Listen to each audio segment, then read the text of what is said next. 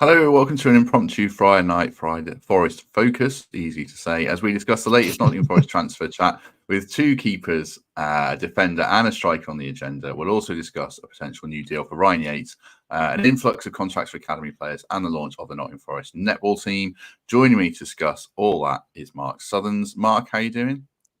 I'm good, thanks, Mr. Davies. How are you after last night's shebang? You were out drinking with the rest of the podcast crew, weren't you? So, did you enjoy that? Was it a good night out? Yeah, mostly. Not all of it. Yeah, mostly. There were. I was driving. Mikey was the only one properly drinking. He said he was fine this morning, but yeah, good fun. Sometimes you wish you could tell all the stories, but you can't. But I'll tell you some of them. I miss out because I'm so far down south. It's so annoying, but I get to pick up some things in the WhatsApp group. That's about it. But I will make one of those one day. I will. You have to. You'll have to. We'll do another one soon. I might even do a barbecue at my house. Anyway, the thing is, we kept people waiting for 15 minutes because we got the time. I didn't realise. Sorry. It's all right. It's all right. This is how we work. But yeah, we've kept people waiting 15 minutes. So we'll get into some Forest chat. Good to be with a few people on a Friday night. Hopefully a few different people around the world joining us for the live stream, just because it's in different time zones. So that's good. Like I say, we'll talk some transfer stuff, starting with goalkeepers. A lot of this is lifted from Danny Taylor's web chat in The Athletic. So tip of the hat to Danny. And we'll bounce around some ideas about some of the stuff from that. But we'll start with goalkeepers. Matt Turner and Odysseas Vlachodimos, both likely to leave this summer, not one. So it looks like we'll be on the lookout for a new number two because they both want regular football. Mark, you've got some stats on that. You can lead us into that. But also, were you kind of pretty content if one of those two lads had stayed to be the number two behind Matt Sells? You've got stats on as well? No, I don't think I am. I think having looked at a couple of things. First of all, I'm always accused of being negative, so I've got to be careful. I'm going to try and be more positive from now on. But also I'm obviously very much kind of led by data, or not led, influenced by it. I won't say I'm led by it. I put some credence in the data. And we're going to talk about the Turner of Vlachodimos, of course, but obviously Matt Sells as well, and where we stand with him. I think, like most of us go into the season thinking the number one is sorted, but the data would suggest that perhaps we ought to get the insurance of a new number two, who could really, be an option. Because I think at the moment, if Sells got injured or Sells had a bad run of form next season, I don't think many Forest fans would be totally content with turning to Turner or Vlachodimos. So I do think that a clear out and a number two who can really push Sells is probably essential. So I hinted there you've got some stats on Sells. Paul Morley puts it here. Would we be on the lookout for a new number one with Sells number two? Sells data isn't great, albeit I suggest different. So give us those stats and then we'll bounce around some ideas. Do you want to reel through them? There's a lot here. There's a lot to unpack. So notebooks out. Reel through them. Yeah, go. Yeah, well, first of all, the good news. In terms of shots on target faced, we faced 163 shots on target last season, and that was fifth overall. So pretty good. And again, a really good defensive stat that showed that we were quite disciplined in terms of allowing shots on our goal. Only Arsenal, Man City, Liverpool, and Crystal Palace did better for lower shots on targets allowed. And in terms of XG per shot on target, so that's the quality of the chance that you're allowing, we registered 0.29 per shot on target, and that was only beaten by Liverpool, 0.27. So we were allowing few shots on target, and the quality of those chances was pretty low. Right, that's the good news. The XG total of our shots on target suggests that we should have conceded 48 goals when we conceded 67. So that means our XG prevented, registered by goalkeepers, is seen as -19. So that's distributed across our three keepers. And in terms of those three keepers, I'm sure this is what, some of the data that's out there that people are referring to. Matt Sells conceded -9.5. So in other words, he should have prevented 9.5 goals. Turner was -5.4 and Vlachodimos was -4.1. So all of them were negative values. So all of them, according to XG data, should have prevented more goals, and far more goals than we actually did, to the tune of 19. Right. So that straight away points to, well, there was a goalkeeping issue, and a goalkeeping issue that wasn't necessarily solved by the arrival of Matt Sells as number one.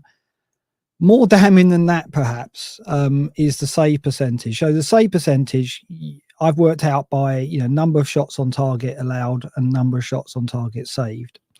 And Sells ended the season with a save percentage of 62.3. So he saved 62.3 of the shots on target.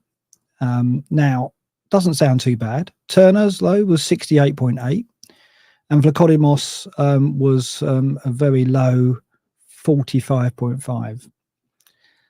Now, that 62.3 by Matt Sells was the lowest save percentage of any keeper that was considered a first choice keeper by the end of the season. So the only keeper that you can cling to who scored lower in terms of save ratio was Steele of Brighton, who was kind of rotated, wasn't he, all season with Verbruggen. So in other words, our first choice keeper, of all the first choice keepers in the Premier League, has the lowest save percentage, or ended the season on the lowest save percentage in terms of the number of shots on target that they saved, the percentage of shots on target they saved. So that begs the question. Yeah, Matt Sells arrived and obviously did make us feel more secure. His distribution was excellent. I mean, his long ball passing is in the top 10%, I believe, of goalkeepers. So his distribution was far, far better than what we saw from Matt Turner. Hard to be worse. But also, I think he seemed like he had a calming influence. You talk about the eye test, and that certainly was my impression. Also, my impression was he didn't make any howlers.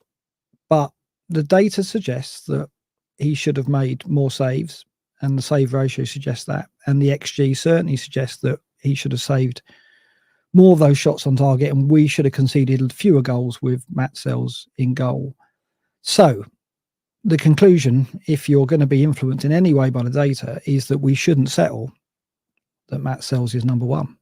And he pointed that out. Yeah, we when we're looking for a new keeper, it shouldn't necessarily be for a number two keeper, or it should certainly be a keeper that we can see pushing Matt Sells all the way.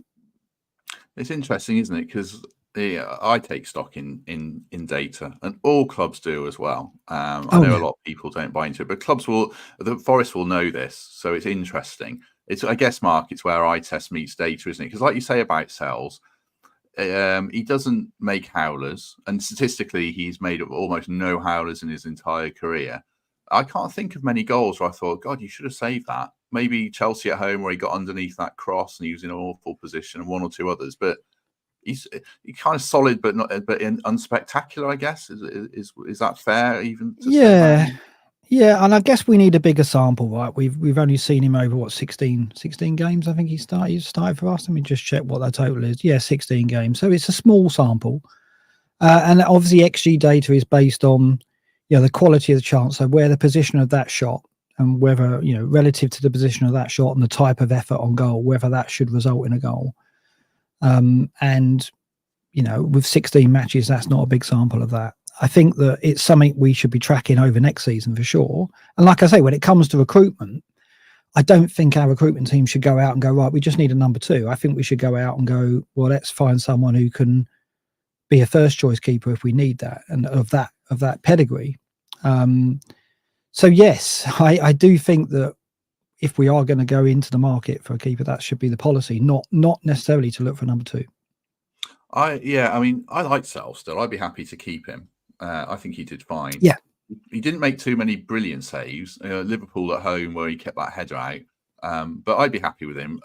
Another reason for that, why I think he's good, like solid but unspectacular, is what we need. I think someone just said that in the comments.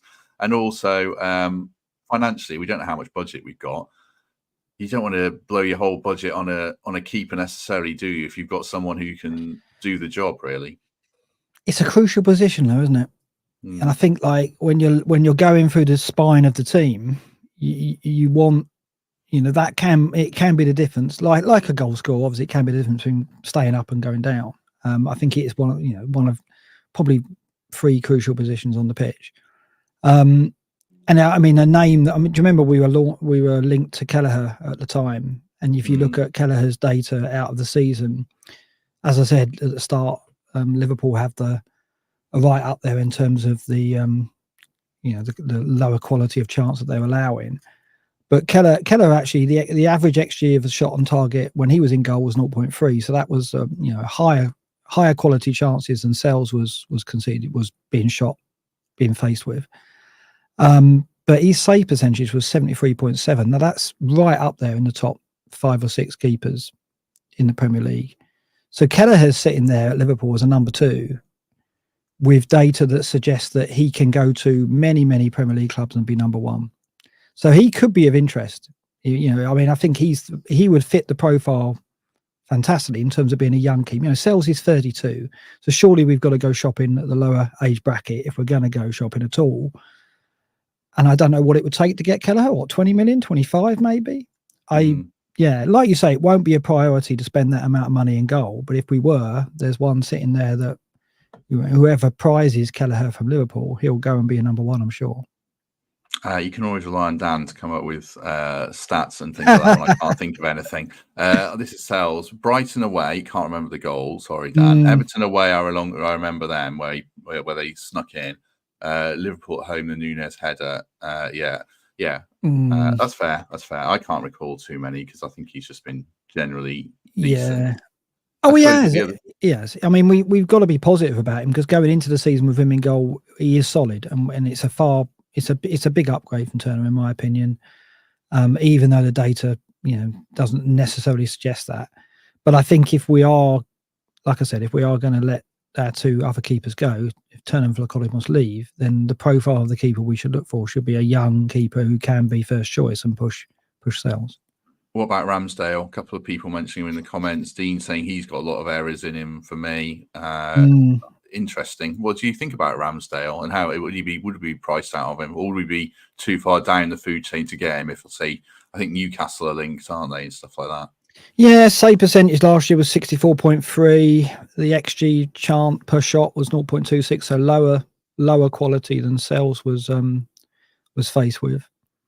I think it would take a similar fee to get Kelleher, and I think I know who I'd prefer. So I don't think Ramsdale would be in my on my list of keepers to go to. Yes, but are we going to be in the market for someone of that level? It really depends on who we sell, what positions we need to strengthen. But like I say, I don't think we should be complacent going into the season, particularly obviously if we let Turner and Vlachodimos go. Yeah, which I think we will. And I guess we have to say hits on them as well, don't we? Financially, was it like 10 million and 9 million or something? Would you be happy if we get 5 and 5 for them or something like that? Yeah, I think so. I mean, I think it was 7.5 for Turner. I don't think it was that much. There might have been some clauses in there as well that we haven't unlocked yet. Yeah, I mean, like Muric could be interesting. I mean, I know he made some howlers, but you look at his data last season, his save percentage was like crazy, like 82.1, I think it was. Which, 82.1 is save percentage. So he saved 64 of the 78 shots on target. Had he been in goal for Burnley all season, they could have stayed up. So, he's not someone that, we should overlook. Perhaps I know we've had him before and he wasn't confident with his distribution necessarily, and that certainly was the case with Burnley, and he made mistakes, but outstanding shot stopper, the data says, and the eye test saw that a few times as well. So there are options out there, and obviously he's young and he fits the profile, and he might, someone like that would come in as a number 2 but could push, and I think that's where we should be looking. Yeah, he didn't have a very good loan spell with us, but he has done well. Let's just check the prices of those players while you were chatting there. Vlachodimos was reportedly 7.7 million on a 4-year deal, and Turner was 10 million, so about 10 and 8. So that's what was reported at the time anyway. I'm not sure quite how accurate they are, but something around that. The comment, I thought these comments would divide people more around this being quite data-led, but quite a lot of people seem on board. So that's good. I know it's not for everyone, but it is an interesting slant on it. And this is where Mark excels. Just Kaminsky was another shout, Mark. I see Ryan. Yeah, like him. Yeah. Kaminsky, I mean, I thought that his numbers would be higher than they were, but his save potential was at 65.6 and not, more than Sells, not under Turner, but the quality of the shot per, quality XG per shot on target was 0.36. So Luton were allowing some easier shots on goal. So it was, he was outstanding. I think he saved, the most big chances. I think I saw, let me just get the data for that, but he saved a total of, 35 big chances. Only Martinez did better than that. So, he had a lot of shots on target, which were high quality chances and should have resulted in goals, but he pulled off saves. So, I mean, if Luton can't hold on to him, I don't think they will. I think that people will go knock on the door for him. And again, he fits the profile in terms of age, doesn't he? So, I mean, this is it. It's tough. I think the thing about Turner is that the distribution means I don't think he's a Premier League keeper because of the demands of, demands on a Premier League keeper now is you need good distribution with your feet. And he is so poor. I just can't see us holding on to him because we'll have that fear every time he takes place on the team sheet. So it'd be interesting to see where he goes, because in the Premier League, it's essential to have that comfort on the ball and good distribution, and he just doesn't have it, does he? No, I agree. That's where Sells is, actually really good and really impressive with his feet. Just one other name out of curiosity, if you've got it there. Fotheringham's on a free. I think he was linked with West Ham. I guess it'll be to go there as their number 2 behind Areola. But what about Fotheringham on a free for us? Would he be good enough to challenge or not? Yeah, 65.2 was his save ratio. But again, he had, tougher shots to save, 0.35 on average per shot on target. I don't know. I think he had mistakes in him as well. He let Doughty's shot against Luton go through his legs, didn't he, at home? That was a real howler. I think we can do better. I think we need to. I think that, while Sells will be number 1, go into the season number 1, I think the data suggests that we should sign a keeper who can challenge him. And I don't think Fodham's high enough quality to do that. We have spent 18 minutes talking about keepers, so we've used up quite a lot of the time we were roughly going to spend. But just before we move on to Moussa and Niakhate, we're going to discuss a quick word for our sponsors, Tread Navigation. You can get your tickets, VIP tickets for all the Euro games now from their website or on social media. You can get the link for that. Also at the Nav, I'll rustle through a few other events that people know about.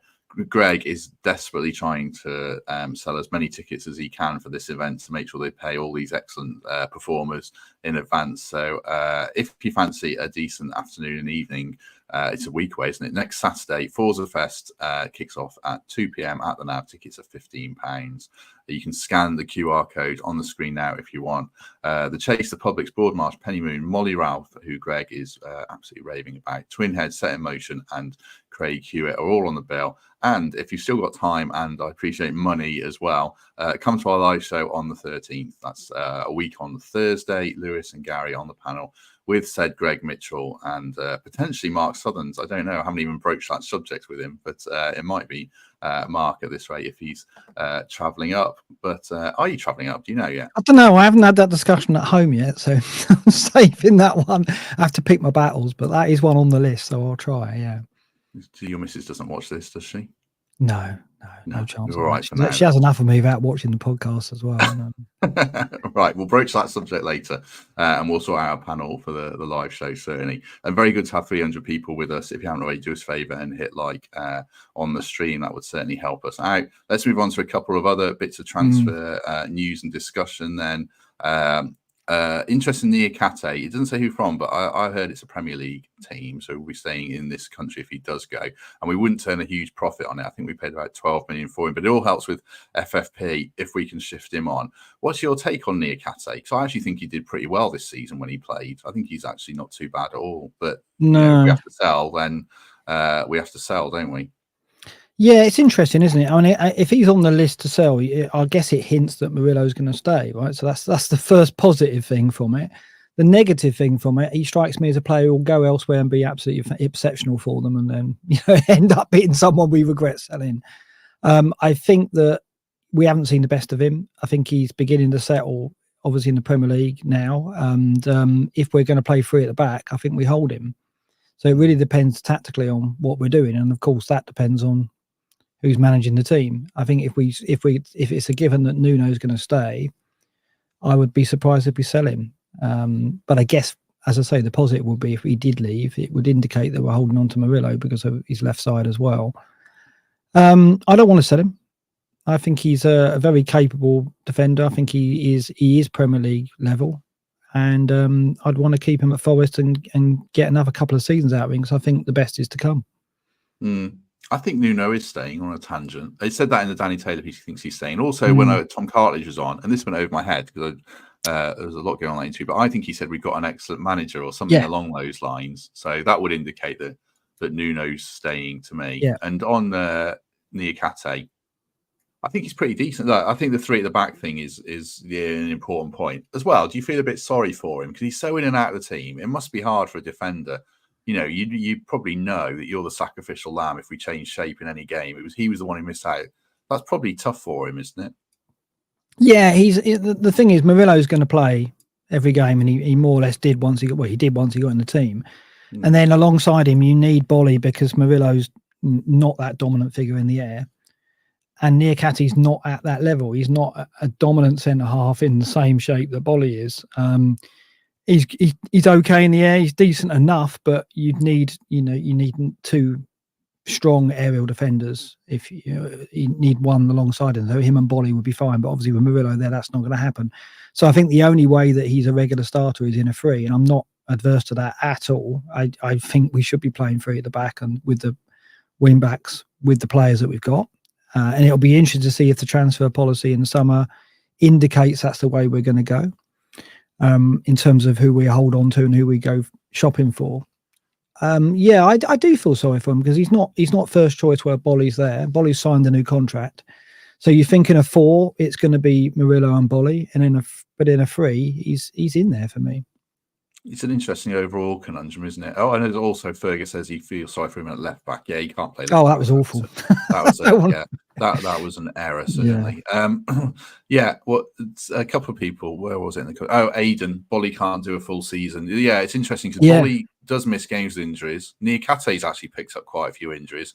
Murillo, Omobamidele, and Worrell are the three that stay fit, but you couldn't really. Would you trust those three as potentially starting games? But I suppose the question is, do you think we need to actually go out and buy another defender, which would be tricky, I guess? I guess it depends on whether we can learn to defend set pieces without Bolly in the side. I think that, we talked about keepers earlier. One of the major factors why the data is perhaps affected and why we should be call our boots on making any decisions based on the data is the set piece goals conceded 22. Which was by far and away the worst in the division. So we've got to sort that. And can we sort that with Omobamidele, Murillo and Worrell as our three centre-backs, or two of them as our three centre-backs? Probably not. Now, you'd think as the way that the trend is going, that you perhaps don't need that dominant figure in the air. And maybe with the teams coming up, you look at, we haven't got the Luton there in terms of playing for set pieces, but Brentford will continue to play like that. So there will be teams in the Premier League that play for those situations. Everton are there still. So there will be matches where we will need someone to help us at set plays against a team strong in that area. So I think we'll always have to rotate to some extent. Omobamidele would be unlucky not to be in a starting three as well, arguably. But I don't think you can start Omobamidele and Murillo against the likes of Everton and against Brentford, where you're going to face an organised set-piece attack who, according to this season, are going to cause us a lot of problems. So depends how we come out the summer. If Nuno thinks he can cope with that and get the team organised and have ball winners and disruptors who can prevent us conceding from set plays, then we can play without that dominant aerial defender.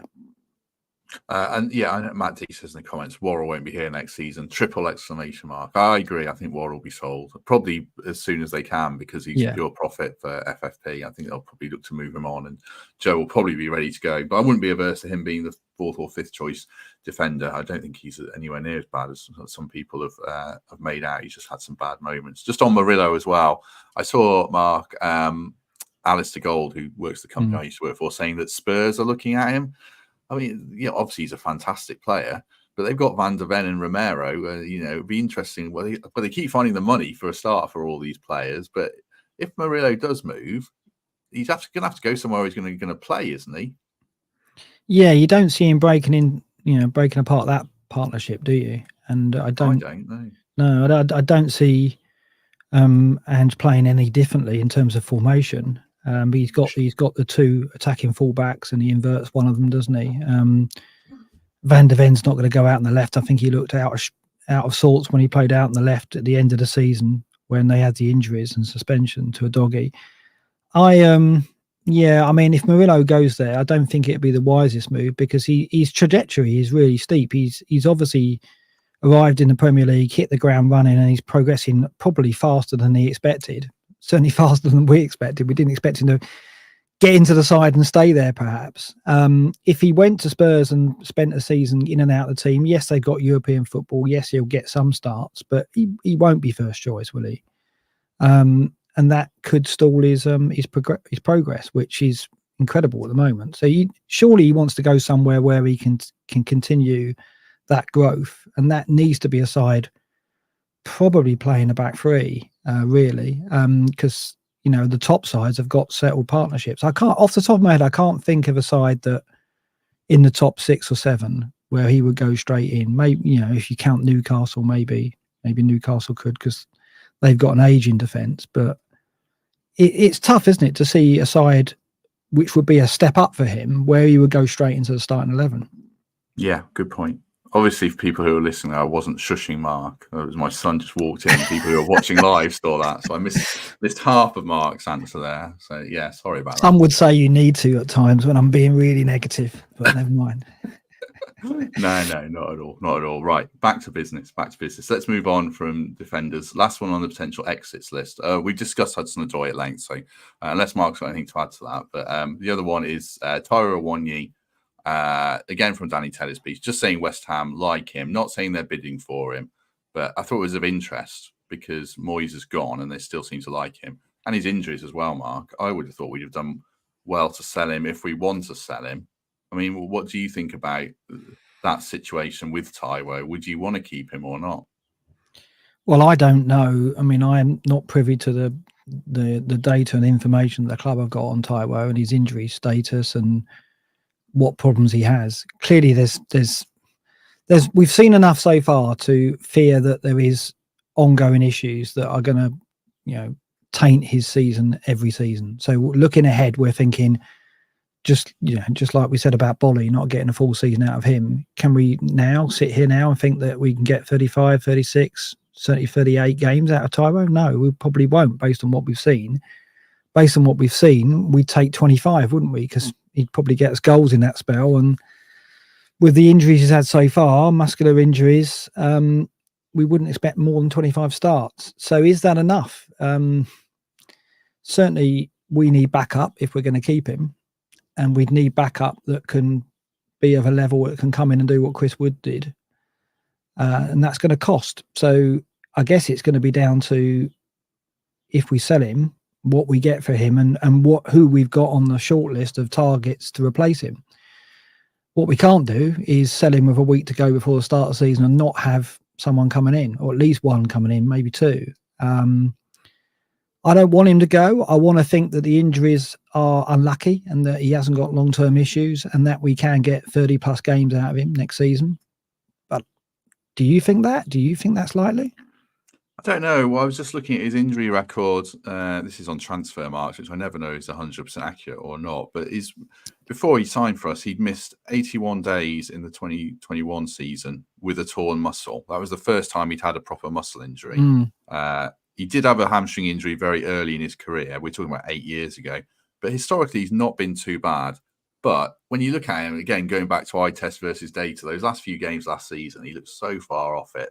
And I don't know if they rushed him back or not. Let's talk about names. This is a bit of a bouncing around type, freewheeling podcast. So I'll throw a few names at Mark, see if you've got any thoughts on them. Adebayo, I want to ask you about Adebayo because we've got a thing in our WhatsApp chat where we think it's hilarious how the Luton podcast opposite us seems to value their players incredibly highly. Like Adebayo, I think they were saying was 30 million. Yeah. Mengi was about 50 million. Alfie Doughty was 20 million. What do you think about Adebayo? I do like him, to be fair.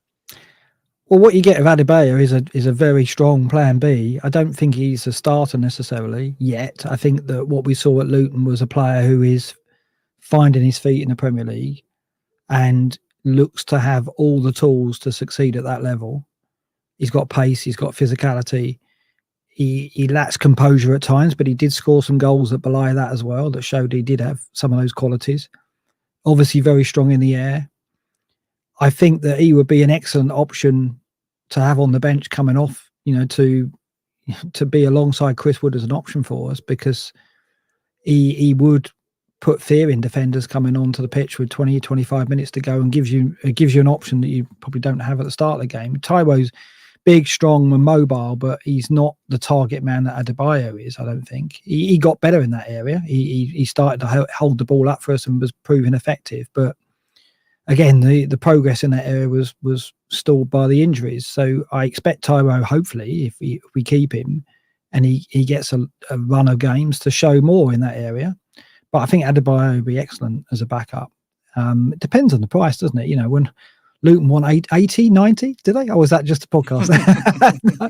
No, I think, 2025, I think that's a good option. I'd rather see us do that than... it's a total. I mean, you could go and look at players like Danny Ings who are really experienced, and but we've got that in Chris Wood. We've got a player like that. We've got a proven Premier League goal scorer in Chris Wood. If we're going to invest in a striker, I'd like to see us try for someone younger age bracket who's got that potential, who could get us 10 goals if needed off the bench. And I think Adebayo probably fits that profile better than most. Yeah. I actually like Carter Morris as well. I know I've said to him a few times. Like Luton's team was weird because it was absolutely awful in so many ways, but their strikers were decent and they did create problems. And I've said about Brereton Diaz as well. I don't mind him. What do you think about buying players from relegated teams? A few people, I can see Arctic Fox in the comments now saying, if we buy relegated players from relegated teams, we'll end up in the Championship. I don't really necessarily subscribe to that if you're taking the best players from those teams, like Ross Barkley. I mean, we won't get him, but I think there's good players in bad teams. It's just picking them off, isn't it? Yeah, absolutely. I think, the benefit you've got is you've had the chance to see them at that level and what they can do. And so you can scout. I mean, we showed it with Sangare, didn't we? Right? We went and scouted him in the Dutch league, and he needs time to settle in, clearly. But there are, when you go for someone like Luton or Burnley, you've had a sample of matches at the level that he's going to be playing, and you've got better scouting sample data as a result of that. So it makes absolute sense to look at the relegated teams. If obviously it depends on the budgets we have available. We can't go and sign a 40-45 million pound striker. People, I've said about Nketiah before, and I know there's several clubs looking at Nketiah. I'd love us to be looking at him, but I don't know what it would cost to get him. Probably more than it would cost to get Adebayo. So I don't think there's anything wrong at all in looking at those players, particularly the better players, like you say, in those sides. And we would have had opportunity to scout them. We can go back and look at the footage of matches that they played at that level, and it gives you some reassurance that they can perform. What about Smodix at Blackburn? Have you seen much of him or not? Yeah, he looks a good player, but what I will say there is he's 10, isn't he, or something? Yeah, and I think the example, what I'm going to be fascinated about is Adam Armstrong coming up with Southampton this time, because he came up previously with an incredible goal record at Blackburn and didn't produce at top level for Southampton, but he's coming up again and he'll be determined. I don't know. It's a big jump, isn't it? So you score goals in the Championship. It isn't necessarily going to, certainly isn't going to necessarily translate to the Premier League. There are exceptions. Smolitz could be someone who could do that, but I think it would be a gamble. Yeah, I'm not seeing a load of him, to be honest. Oh, Clifford, what about the guy from Watford, Emmanuel Dennis? Yeah, I think I imagine he's on the ship out as quickly as he can list from FFP point of view. I would realistically say, I should think, yeah. What else were we going to discuss? Just quickly, there was another player I was going to ask about, but I can't find it. Oh, Gus Hamer, yeah. A player I like, which will lead into a quick discussion on Ryan Yates and midfield, but just briefly, I feel like we missed a trick not going for Hamer. Do you agree? Yeah, I mean, his chance creation was really high, just behind Morgan, I think.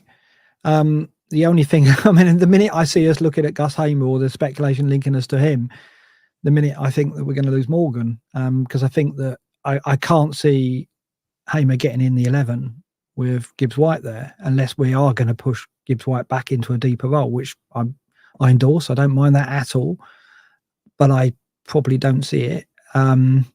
So yeah, if we do lose Morgan, I think Hamer would be an excellent replacement. He isn't a like for like. I don't think he's a completer player as Morgan Gibbs White. He doesn't have those, for me, doesn't have that tenacity, defensive qualities that Gibbs White gives you as well. Perhaps the stamina and energy around the pitch as well. But he is quality on the ball. He maybe has a higher goal threat than Morgan. He scored some spectacular goals for Sheffield for Sheffield United, a relegated team. Good player, but like I say, the minute I see us linked with him strongly is the minute I start worrying about losing Morgan.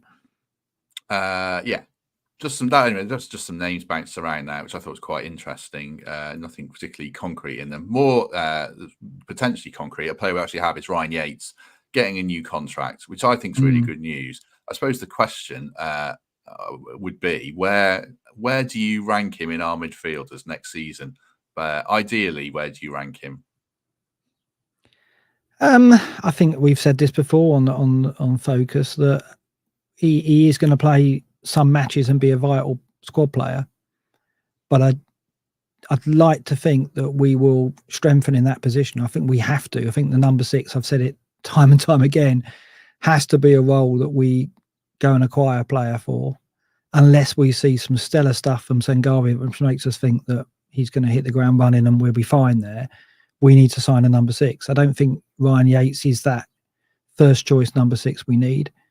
I think that he does so much work defensively, but I don't think he's that disciplined player that we need that will sit in front of the back four or even, well, certainly the back four. If we're going to play a back four, we need that player sitting there in front of them and be that influence who can get our attacking play started with the ability to find a pass. These are all qualities that Sangare has, but we haven't seen.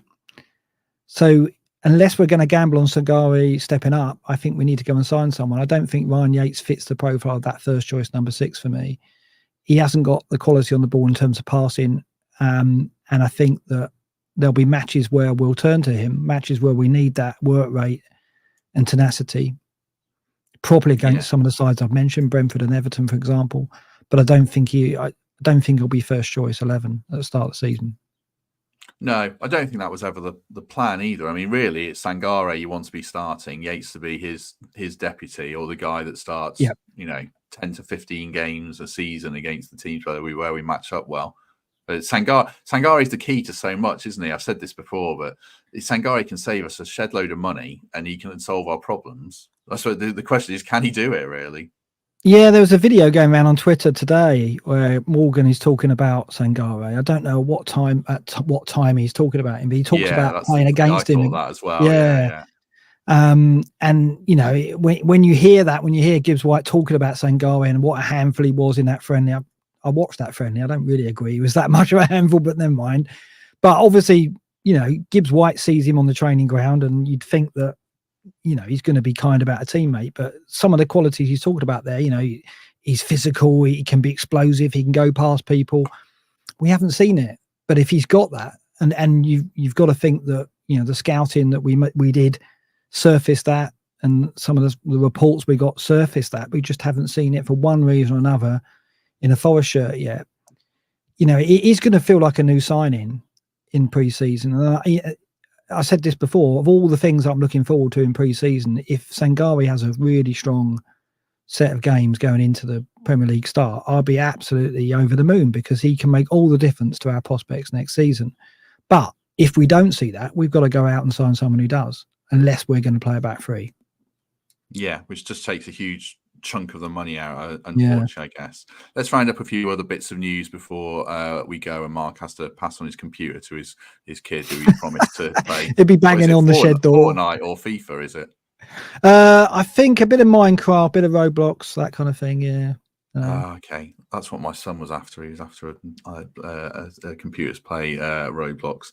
Right, let's round up some news quickly. Forest have been charged with misconduct in relation to crowd control at the Premier League match against Liverpool. Alleged that Forest failed to ensure its supporters and spectators conducted themselves in an orderly fashion, didn't behave in an improper, threatening or provocative way, or commit any form of pitch incursion. I don't know how you control a crowd when they're that angry, but can't really comment on that too much. But that's what they've been charged with. It seems a bit of an odd one to me. So what? So they haven't charged us with any kind of on-pitch incidents from our supporters. It's just what we were a bit angry in the stands. Is that we what were they've charged overly us with? boisterous against poor little Liverpool? I don't know what it's about. There's no specifics there. I'd love to see the full case that a crowd can be not conducting themselves in an orderly fashion. It's like the social hierarchy of trying to leave the Titanic or something, isn't it? I don't know. Does that crowd include Mr. Marinakis as well? Because obviously he came down to the touchline, didn't he? But very strange that. I mean, obviously, I wasn't at that game, but I remember doing the post match, and I remember playing down the incident with the drop ball. And then obviously everyone was so angry about it. And I think Mikey was at the game saying, yeah, if you were at the game and sensed the atmosphere, you would have a different perspective on the whole incident. My take on it was we should have cleared the ball into the stands and not conceded the goal, and it wouldn't have mattered. But looking back and in retrospective, yeah, that was it was a costly error by the referee, and everyone in the ground, wasn't including me, was incredibly angry about it, and I totally see why. But being charged with that's a very strange one. It's going to layer up this, isn't it? Because obviously it's all working up to the suspension or fine we're going to get. Well, it won't be a suspension; it'll be a fine for the tweet, for the considering our options tweet, right? Which, when are we going to get that? Are they going to do it in stages? Going to be well. Well, hopefully they'll do it after the Man City charges, so that'll be a while, I would think. Yeah, I don't know. It's all a bit silly, certainly. Right, rounding up a few other bits. Lots of stuff around young players signing new deals. A lot of academy players. It's just a shout to Forest Media. It's nice to see them doing separate pieces on all these young lads getting contracts. I know they're probably not the most read pieces, but I think it's a nice touch. So Zion Blake is the one I see a few people mentioning on Twitter as being the big prospect. So good to see that he stayed. And then a few young lads who've been here a while, young Bott and Sinclair. And is it Sam Collins? I can't quite remember. Sorry, I should remember that. Who have signed 3-year deals, which is great. I suppose the thing I was going to ask you about, though, Mark, is getting them into the first team.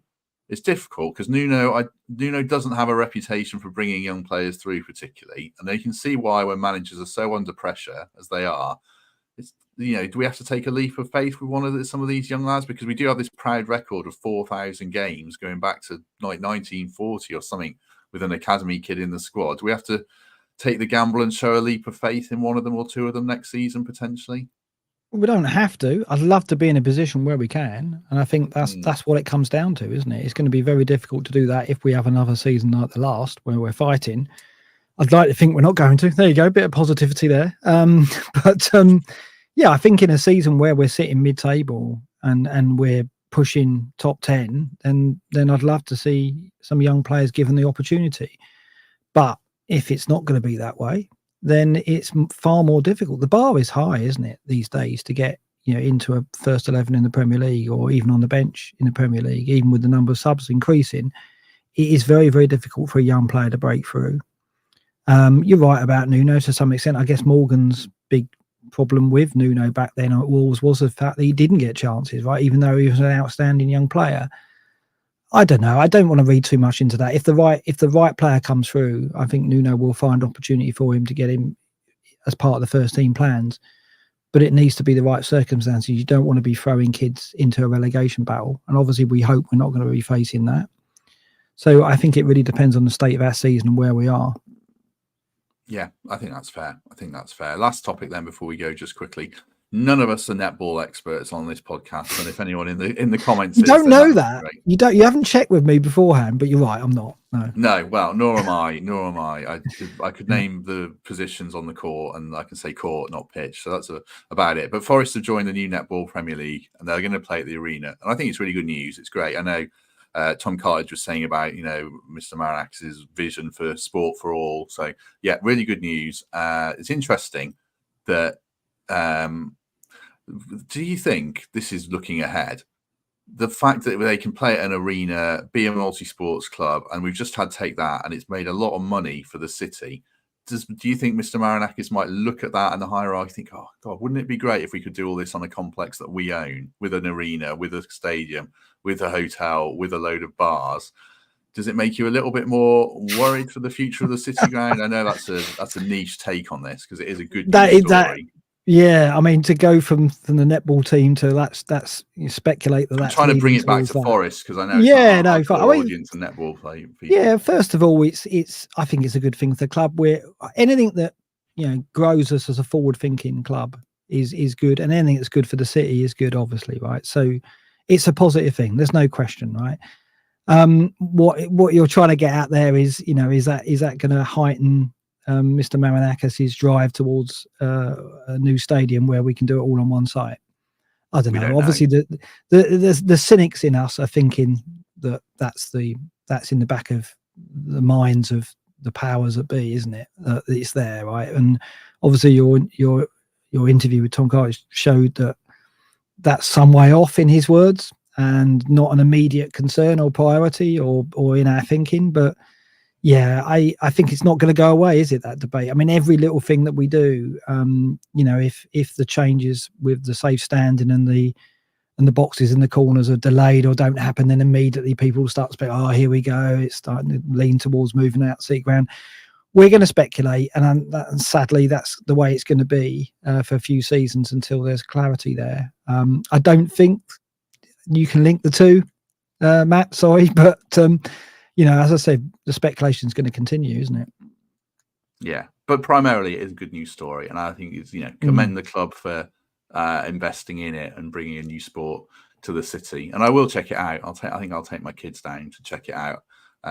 Do they have set pieces in netball? I don't know. I don't know. Well, they might have some height in their team. They might give us a few lessons we can translate to football. But yeah. That's true. We are lucky as a city. I mean, I know you live further away, but to have the Panthers and the cricket and Forest and County as well, and the rugby club all in the same thing is certainly good for sport for all. So yeah, primarily, like I say, commend the club and the ownership for investing in something different, and yeah, hopefully it does well. A netball podcast, which I didn't know was a thing, wants to team up with us for an episode. So hopefully they can inform us about what all this is. So yeah, but exciting news. I think it's good. Yeah. It's certainly good. Right, quick, excuse me, quick word for our other sponsors of this episode. Home Move Estate Agents. Grateful to Ben Sales. I don't know why I'm losing my voice. You've done all the legwork here. Yeah, thanks to Ben anyway. For if you're looking to buy or sell your house, then he is the man for you as ever. You can see the number on the screen and his email address, and it's in the link for just the episode, the description of the episode as well, I should say. And Ben's going to sponsor us for a while longer, I think. So we will amend these adverts accordingly because he's done us a good turn. Can I just ask on that, Matt? Is Ben an ITK for you? Like, if he's looking for, if a player's looking for a house in Nottingham who's linked with us, are we going to find that out? Or equally, if a player's selling their house in Nottingham, are we going to find that out? He did Taiwo's house, I think. Yeah, there you go. With him, mate. So yeah, I've got to keep him on board, haven't I? Keep him on board. Get a WhatsApp channel with him, and if he's showing any players around Nottingham, we want to know about it, don't we? We want to break it. Exactly. That's good thinking. That's good thinking. Come on, right, get with it. Should have got him out for dinner the other night. Let's get him out for dinner. Let's wine and dine him. See if he can get some ITKs. He's coming to the live show, I'm sure. Yeah. Brilliant. So, if I'm coming, I'll sit next to him and see what I can find out. Yeah. Bleed him dry. Yeah. Right. I think we shall leave it there. It's been good to 50 minutes of chat on various little bits of transfer stuff, which is good fun. Right. What's Fergus asking there about the corner boxes? Yeah. Tom Cartledge said the corner boxes are happening and the rail seating as well. that's happening over the summer. That's all signed off, and it should be in place for the first home game or the start of the season, which is August the 17th. I think it might be a little bit later. So what small issue are we looking? Oh, David saying who would want to sign Turner and Vlachodimos? Someone will. There's always clubs out there that will sign them. There's an MLS team that will sign Turner for for the World Cup. He's USA's number one, isn't he? So I think the MLS might find a way to bring him over for a fee of some sort. It's how much we can get for them, I guess. Right. Any final words? Anything else you want to say, Mark? No, just I'm obviously, I don't know about anybody else, but I'm awfully missing the football. I'm counting the days to the Euros, but that's not the same as Forest, obviously. So I think we're looking forward to the third season of the Premier League, but withdrawal symptoms are kicking in already now. So I'm counting the days until we get football again, and hopefully I can ease those withdrawal symptoms by appearing on the podcast a few more times to talk about other areas. We talked about keepers today, a lot of data there. I'll try and surface some data in other areas, and then any players we're linked with, I'll see what I can find out and pop on and let me know my thoughts on that. So yeah, trying to get through this summer so we can get to August and kick off again.